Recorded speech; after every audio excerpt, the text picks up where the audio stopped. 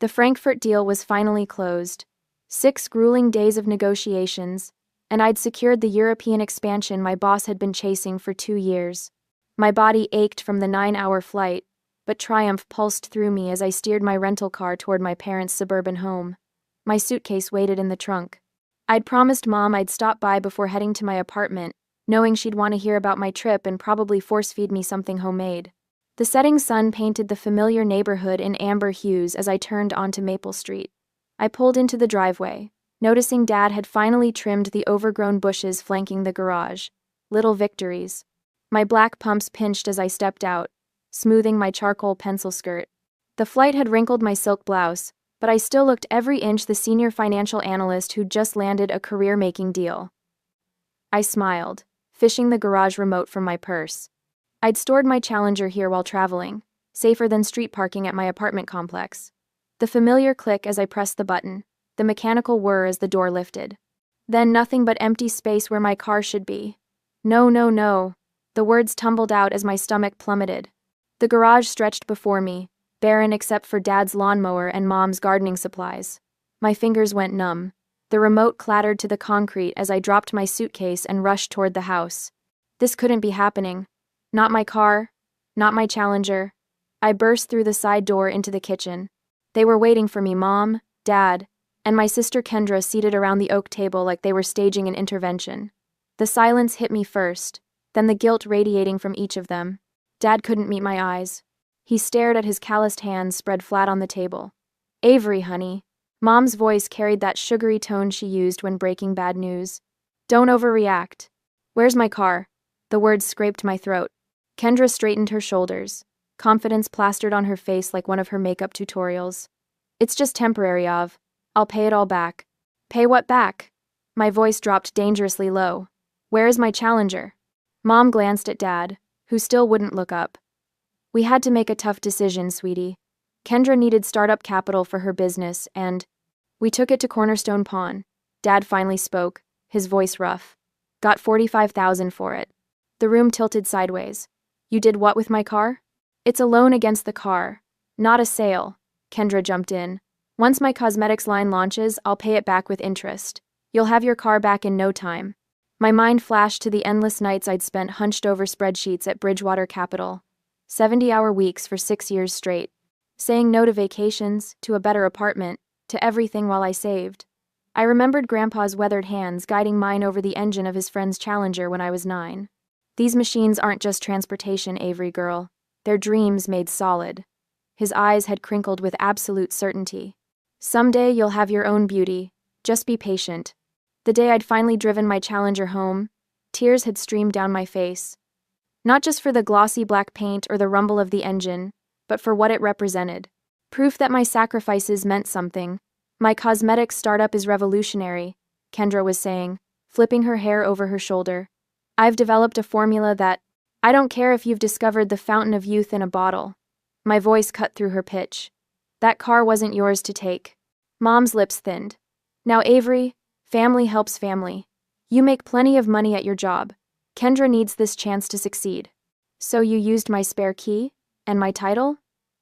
The betrayal burrowed deeper with each realization. You committed fraud. Dad flinched. We're your parents, Mom countered. We've always supported both our girls equally. A bitter laugh escaped me. Equally? That's what you call this? My phone buzzed in my pocket. I pulled it out automatically, glancing at the notification. My insurance company alerting me to a lien placed against my vehicle. Ice replaced the fire in my veins. This wasn't just about money. This wasn't even just about my dream car. This was about respect, something my family had never given me. You have 30 days, I said, my voice steadier than I felt. 30 days to get my car back, or I'm pressing charges for fraud and theft. Charges? Mom gasped. Against your own family? Family doesn't steal from each other. I turned toward the door. 30 days. Their shocked expressions followed me as I walked out, slamming the door with enough force to rattle the family photos on the wall. Photos that suddenly seemed like fiction, smiling faces hiding the truth that in this family, my dreams had always been considered disposable. The pawn shop reeks of desperation and cheap air freshener. I straighten my blazer, trying to look like a woman who belongs here rather than one whose world is collapsing. My reflection in a dusty display case shows mascara tracks I missed washing away this morning. Miss Martin. The pawnbroker Gordon, according to his name tag, slides paperwork across the counter. His voice carries the practiced neutrality of someone who witnesses financial catastrophes daily. Your vehicle was brought in 5 days ago. Loan amount $45,000, plus our standard fees. I scan the documents, my finance training kicking in automatically. $3,000 in fees? That's practically predatory. 5. Gordon's face remains impassive. Classic car market's volatile. We take risks. And if the loan isn't repaid? After 35 days, we auction the vehicle. He taps a paragraph of fine print. Full payment required by October 3rd. $48,000 total. My stomach twists as I flip to the next page. There it is, my signature.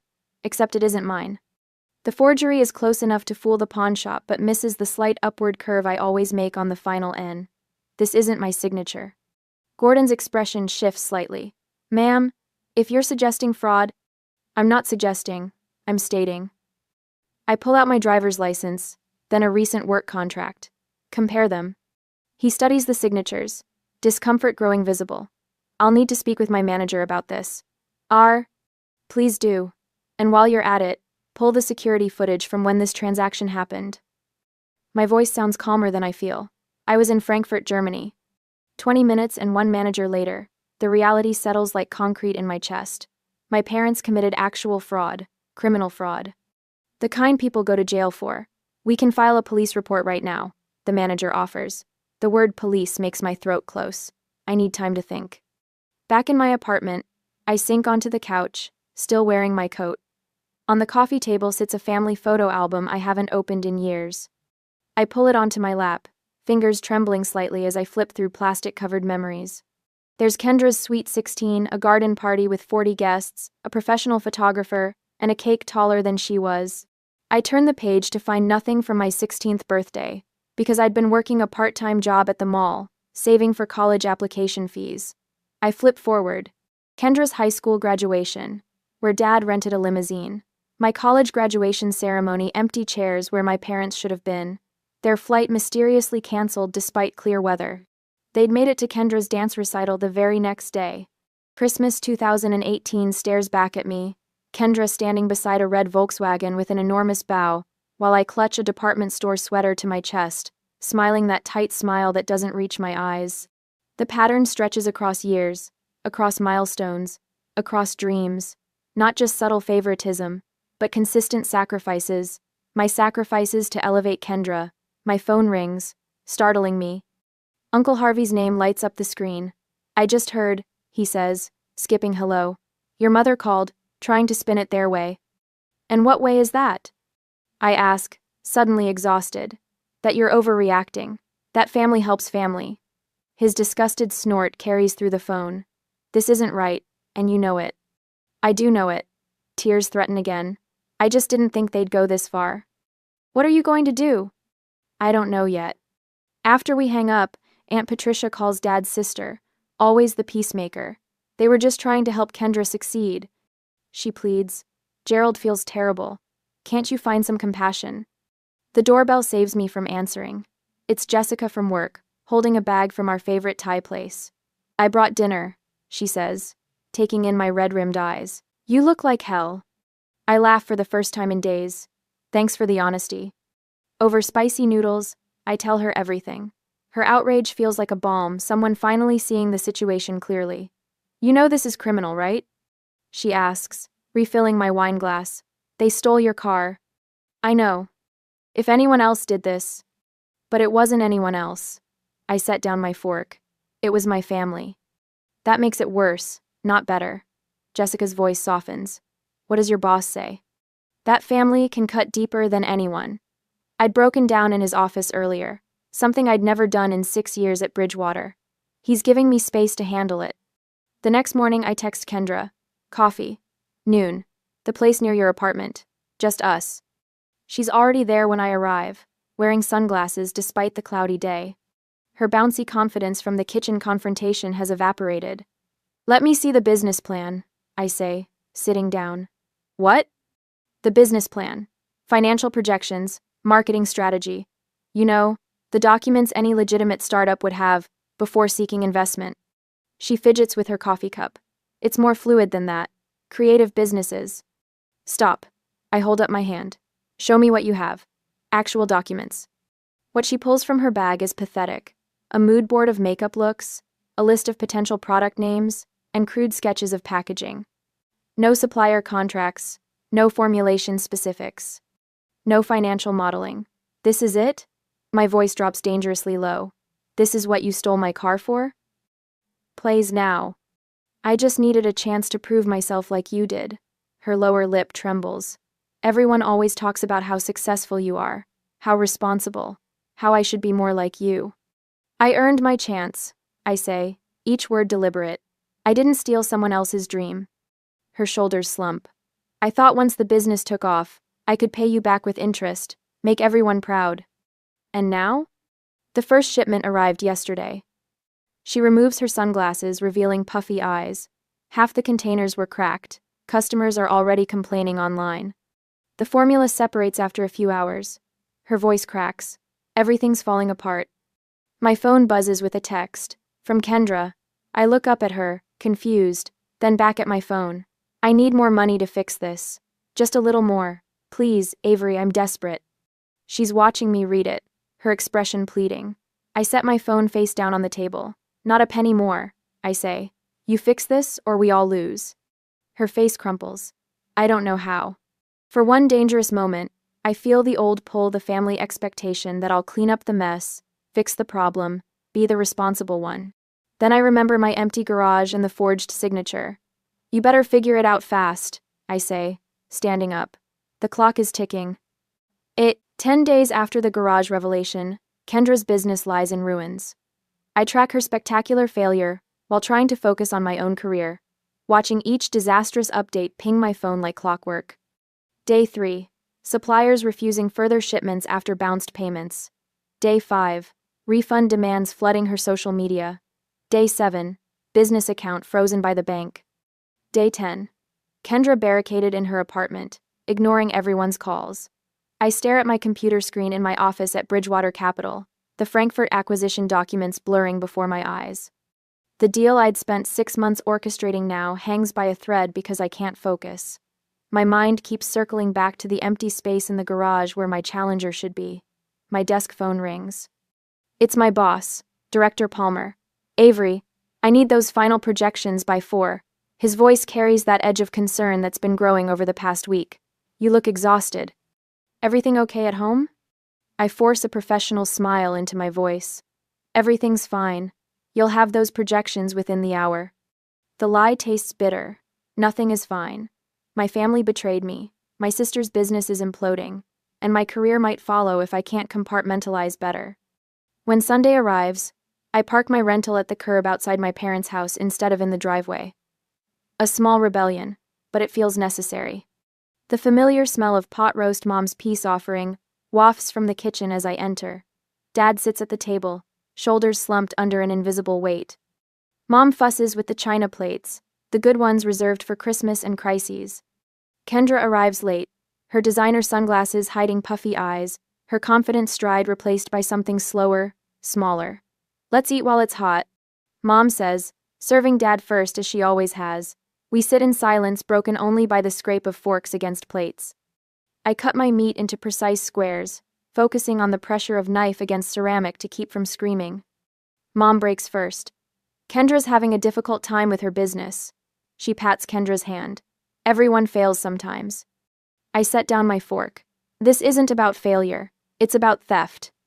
We thought we were helping, Dad says quietly, the first words he's spoken since I arrived. His weathered hands tremble slightly as he reaches for his water glass. We wanted Kendra to have her chance. At my expense, the words come out sharper than intended, slicing through the pretense. You didn't just take a car, you took everything it represented. Kendra flinches. Honey, it's just a vehicle, Mom begins. It was 6 years of overtime and missed vacations. It was Grandpa's legacy. It was the one thing I had that proved all my sacrifices meant something. My voice remains steady while something wild and wounded thrashes inside my chest. And you took it without a second thought. The doorbell rings. Relief floods Mom's face at the interruption until Dad returns with Uncle Harvey behind him. My father's older brother fills the doorway with his broad shoulders and trademark scowl. "What the hell were you thinking, Gerald?" Harvey demands without preamble. His eyes find mine across the room. "Avery called me." Mom's spine stiffens. "This is a family matter, Harvey." "Exactly why I'm here." He pulls out the chair beside me. "Someone needs to speak for the member of this family you're throwing under the bus." Dad's face reddens. "Now wait just a minute." "No, you wait." I reach for my briefcase beside the chair. The leather feels cool against my fingertips as I extract the folder I prepared yesterday. "We need to talk about what happens next." I place 3 printouts on the table: vehicle title, fraud statutes, pawnshop regulations, and sentencing guidelines. The papers land with the weight of grenades. "This is a felony." I tap the first document. "I could send you both to jail. Anyway." Mom's face drains of color. "You wouldn't." "I don't want to." The truth of this surprises me. Despite everything, I don't want to destroy them. But you need to understand what you've done. Dad stares at the papers, really seeing them. "Prison time?" 2 to 5 years for title fraud. I keep my voice clinical detached, plus restitution. Mom collapses into tears, not the manipulative kind she uses to end arguments, but ragged, ugly sobs that shake her shoulders. Dad reaches for her hand, his own eyes glistening. "What have we done to you? To us?" For the first time since this nightmare began, I see genuine remorse in his face. Not just regret for getting caught, but true understanding of the damage inflicted. Kendra pulls off her sunglasses, revealing red-rimmed eyes. "This is my fault." Her voice cracks. "I pushed them to do it. I knew you'd never agree. So I convinced them it was temporary, that you'd understand once my business took off." She looks down at her manicured hands. "I never thought it would fall apart so fast." Uncle Harvey leans forward. "So, what's the plan? Because that pawn shop won't wait forever." 25 days, I confirm. Then they auction the car. Mom dabs at her eyes. "What can we do?" I pull out a calculator. "We need to figure out what resources we have." For the next hour, we assess our options. Dad thinks they can get a home equity line of credit for $30,000, but it will take 2 weeks to process. Kendra agrees to sell her BMW and empty her savings account, which might yield another $12,000. I reluctantly commit $6,000 from my emergency fund. Uncle Harvey watches this accounting with narrowed eyes. "I can loan you $5,000, he finally says, "but only because Avery shouldn't have to pay for this mess." The math is brutal. Even pooling everything, we're looking at 15 days before we can gather the full amount. And the pawn shop requires an immediate deposit of $15,000 to halt the auction process. "I'll call tomorrow morning," Dad says, his voice steadier now. "See if they'll work with us on the timeline." When I leave, the weight on my chest hasn't lifted, but something has shifted. The betrayal remains, but now there's a path forward, difficult, uncertain, but visible. Back in my apartment, I sit on the edge of my bed, a framed photo in my hands. My grandfather stands beside a gleaming black Challenger, his arm around 12-year-old me. The summer light catches on the chrome bumper and in his smiling eyes. "Cars are just metal and chrome, Avery girl," he told me once. "It's what they represent that matters." In the stillness of my apartment, I finally understand what he meant. This fight isn't just about getting my car back. It's about demanding the respect I've earned. It's about teaching my family that my dreams matter as much as Kendra's. I pick up my phone and dial my parents' number. Dad answers on the first ring. "I'll help," I tell him, my voice steady. "But things will never be the same." The silence stretches between us, filled with everything we can't undo. "I know," he finally says. "We'll make this right, Avery. I promise." I end the call without saying goodbye. Some promises come too late to be comforting, but I'll take action over words any day. Tomorrow, we start the fight to reclaim what's mine, not just a car, but my place in this family. Kendra stares at her reflection in the boutique's mirrored wall, fingering the delicate silk of her favorite Hermes scarf. Her collection, once her pride, now laid across the counter for appraisal. The shop owner studies each piece through narrow glasses, her lips pursed in calculation. "I can offer $8,000 for the lot," she says, not looking up. Kendra swallows hard.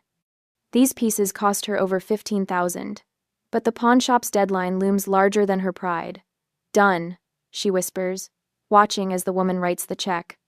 Across town, Dad shuffles into the warehouse manager's office, arthritis flaring in his knees. Night shift? The manager raises his eyebrows. Gerald, you haven't worked nights in 20 years. Dad sinks into the chair across from him. Just temporarily. Need the differential pay. The manager studies the shadows under Dad's eyes. This about that car situation your brother mentioned?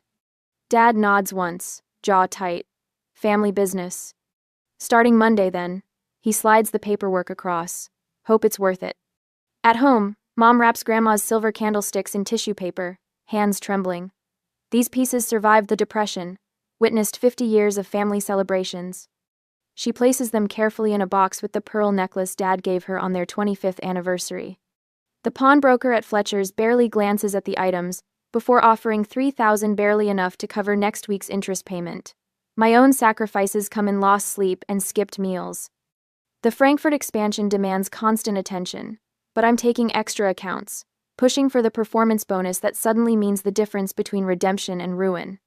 The deposit receipt from Cornerstone Pawn sits on my desk, proof that our initial $15,000 postponed the auction.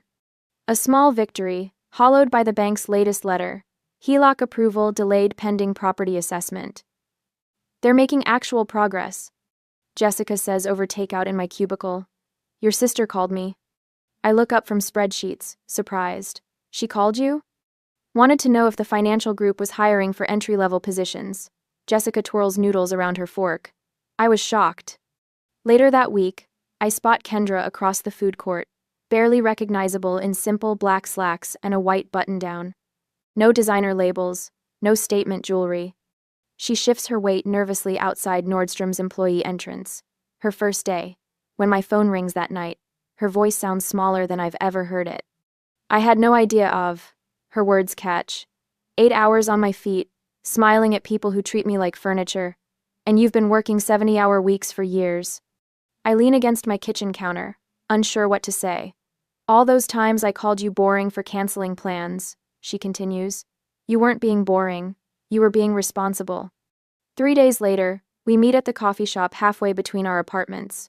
Kendra orders plain coffee instead of her usual complicated concoction. Her makeup is subtle, her nails short and unpolished. I was entitled and selfish, she says without preamble. I'm so sorry, Avery. Not just for the car, for everything.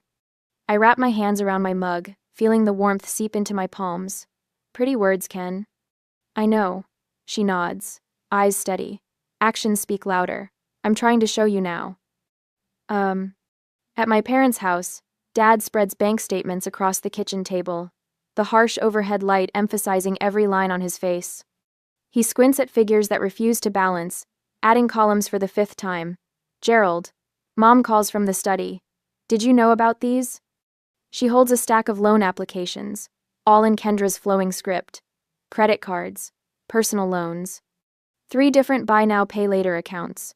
Nearly $80,000, Mom whispers. We had no idea. The next morning, they sit across from Mr. Winters at the credit union, the financial advisor they've trusted for 20 years. This HELOC will delay your retirement by at least 5 years, he explains gently. And that's assuming no other financial surprises.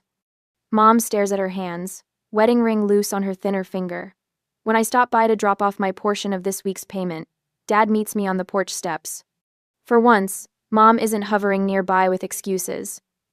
We failed you, he says, voice rough with emotion, long before we took your car. I sit beside him, the weathered wood creaking beneath us. All those years, we praised Kendra's dreams while dismissing yours. His calloused hands twist together.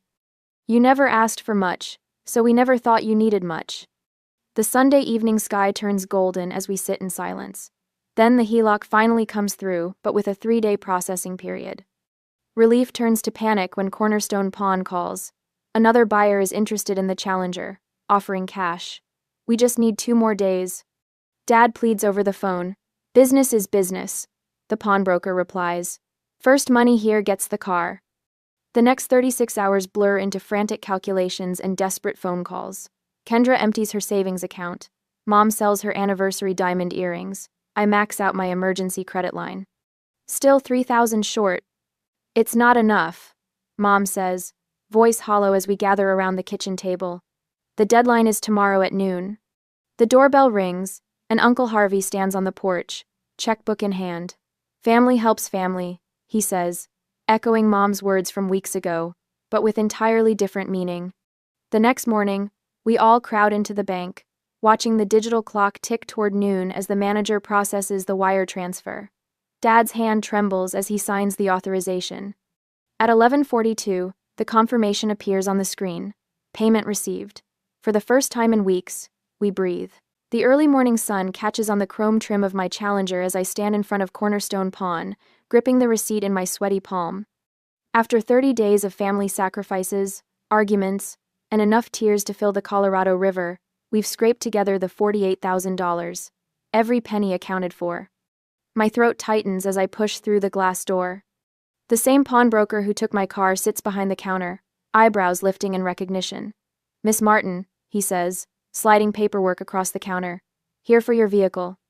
I nod, unable to trust my voice.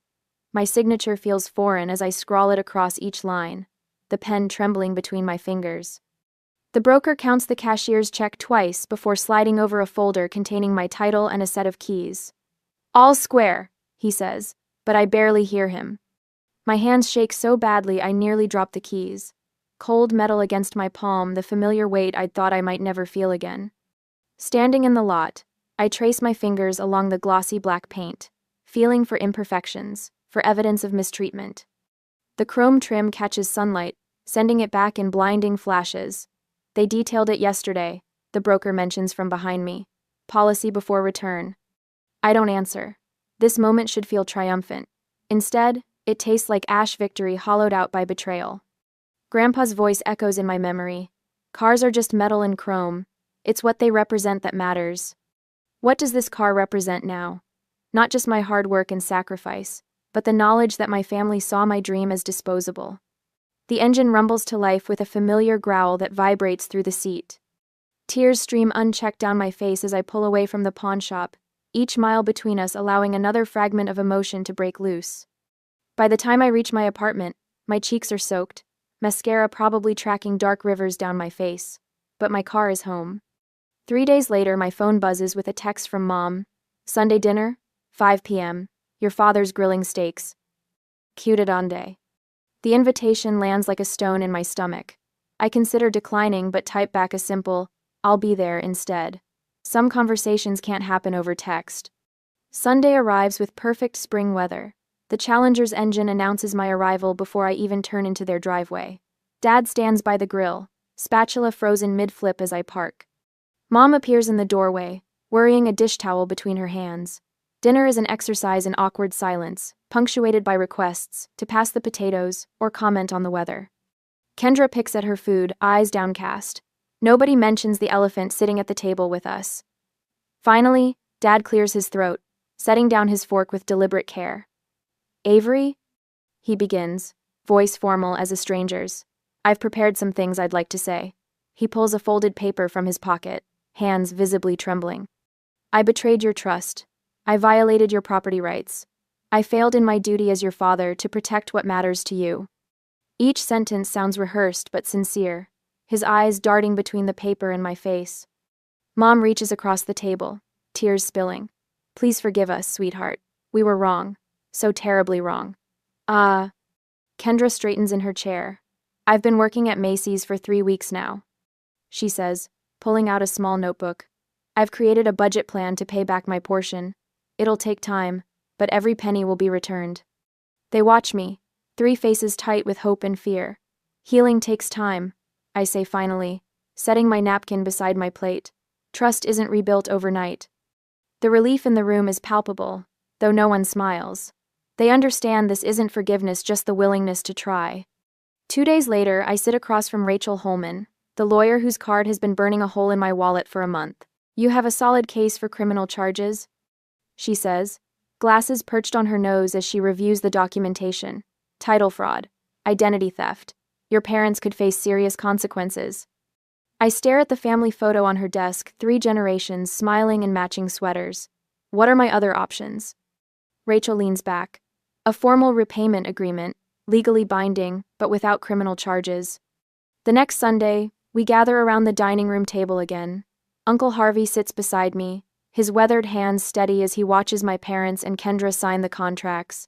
Monthly payments for 2 years. I explain, voice steadier than I feel. With interest. Dad's hand shakes as he signs, but his eyes meet mine without flinching. We'll honor this, Avery. Every term. The power shift is unmistakable. For the first time in my life, my boundaries aren't just words to be dismissed. They're in black and white, legally binding. I never wanted this kind of authority over you. I admit later, as Harvey walks me to my car, sometimes respect has to be enforced before it can be freely given, he replies, squeezing my shoulder. The extended family reunion the following month becomes the stage for public reckoning. Aunt Patricia corners me by the potato salad, wine glass tilting dangerously. Everyone makes mistakes, dear. You've made your point. Time to let it go. Uncle Harvey materializes beside us, steady as an oak. They need to own what they did, Patricia. No minimizing. The backyard falls silent as Kendra steps forward, shoulders squared despite her trembling voice. I manipulated my parents, she announces to the gathered family. I played on their favoritism, but they chose to betray Avery. We're all accountable. Aunt Patricia's mouth opens and closes like a fish. Cousin Mike gives me a solemn nod of respect. Something shifts in the family dynamic, truth cutting through decades of enabling patterns. Later that week, I changed the garage door code at my parents' house. The symbolism isn't lost on any of us as I install a security system on the Challenger, the small black box blinking beneath the dashboard. Will you leave a spare key with us? Mom asks as I prepare to leave.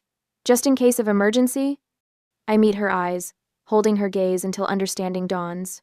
No, I say simply. I won't. She nods, lips pressed together but accepting. The message requires no further explanation. Some boundaries need no words, just the clear, unmistakable sound of a line being drawn. The mountain curves ahead unfold like a beckoning hand. I downshift, feeling the Challenger respond with a rumble that vibrates through the steering wheel and into my bones. The Colorado Rockies rise around me, painted in morning gold. 1 year since I nearly lost her, and driving still feels like coming home. You were right, Grandpa, I whisper, patting the dashboard. The black paint gleams in the sunlight, every reflection a reminder of what I fought for. The windows down, mountain air rushing through my hair, I can finally enjoy this dream without the shadow of betrayal. My shoulders no longer hitch toward my ears in constant tension. The knot that lived between my shoulder blades for months has finally dissolved. Last week's dinner at my parents' house plays in my mind. Dad led me to the garage before I left, unveiling the small addition he'd built himself, a secure, locked space with its own separate alarm system. Your car's always safe here now, he'd said, voice gruff with emotion he still struggles to express. Only you have the code. Mom has learned to ask now. Simple things like, would you mind if I borrow your jacket? The questions themselves are small victories, acknowledgements that my belongings aren't community property. Kendra sends me $300 each month. Not much against what she owes, but the consistency matters more than the amount. Her apartment is tiny, her wardrobe simple. Last month she showed me her new budget spreadsheet, pride replacing the desperate need for approval that once drove her. I'm learning what you knew all along, she'd admitted. Earning something feels different than being handed it. A sharp curve approaches and I ease off the gas, then accelerate through the turn. The engine sings beneath me. Uncle Harvey rode with me last weekend, his weathered hand patting the dashboard appreciatively. Your grandfather would be proud, he'd said, not just of the car, but of the woman you've become. I signal and pull into the mountain overlook. Below, the valley stretches into forever, trees spilling toward distant peaks. I kill the engine and sit in the quiet, remembering the day I placed fresh flowers at Grandpa's grave, propping a framed photo of me with the Challenger against his headstone. I understand now, I'd told him. Some dreams cost more than money. The finance class I volunteer with meets tomorrow. 20 young women learning what no one taught me: how to protect what matters, how to establish boundaries, how to recognize when giving becomes harmful. Last month, a teenager named Melissa lingered after class, admiring the Challenger. My dad used to work on old cars, she'd said. Before the divorce, my mom sold his tools to pay for my sister's dance lessons. I'd let her sit behind the wheel, watching her eyes light up with possibility. Dreams need protecting, I told her, echoing Grandpa's wisdom but with new understanding. And so do you. The sun warms my face as I start the engine again. The road curves ahead, possibilities unmarked by guilt or obligation. Boundaries have cost me the fantasy of perfect family harmony, but they've given me something better: authentic relationships built on respect rather than expectation. I accelerate back onto the mountain road, windows down, the future unfolding before me like the perfect stretch of open highway. For the first time since I was 9 years old, watching Grandpa's hands on a stranger's car, I'm truly enjoying my dream.